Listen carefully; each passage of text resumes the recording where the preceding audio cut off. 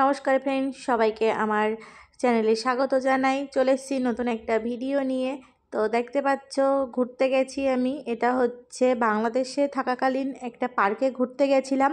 তো ওখানে গিয়ে একটু ভিডিও করেছিলাম, ভালো লাগছিল জায়গাটা, ওই জন্য ভাবলাম তোমাদেরকেও একটু ঘুরে দেখাবো চারপাশটা কেমন।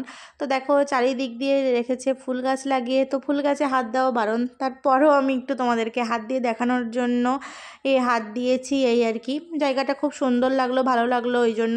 এই যে সামনে দেখতে পাচ্ছ দোলনা, আমি হচ্ছে মোটা মানুষ, তো দোলনায় বসবো দোল খাওয়ার জন্য, দোলনা না ভেঙে যায় ওই জন্য জিভ বার করছি আর একটু হেসে নিচ্ছিলাম।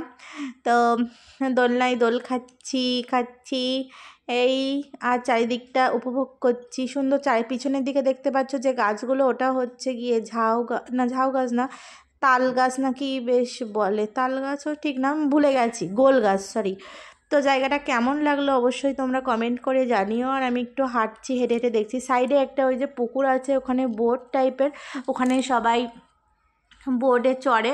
এরকম পার্কটা কি বলতো, নিরিবিলি পার্ক। এটা হচ্ছে বাচ্চাদেরকে নিয়ে ঘোরার জন্য ভালো, বাচ্চাদেরও আর কি ভালো লাগবে, বড়দেরও ভালো লাগবে। তো দেখো আমার ছেলে কী করছে, লাড্ডু সিং। এখানে আছে কুমিরের পেছনে লাগছে। তারপর ওখানে আরেকটা যাচ্ছে, ঘোড়া আছে, ঘোড়াটাকেও একটু দেখছে নাড়াচাড়া দিয়ে।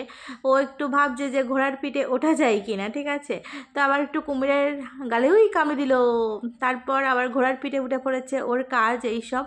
ও দাদানের ওখানে গেছে ঘুরতে, বাংলাদেশে ঘুরতে গিয়ে ও সব সময় বাড়ি বসে থাকবে, সেটা কি কখনো হয়? ওর ঘুরতে যাওয়া চাই এরম ব্যাপার। এই যে দেখতে পাচ্ছ গোল গাছ, এই গোল গাছ এটা দেখেই মনে হচ্ছে সুন্দরবন ফিল হচ্ছে।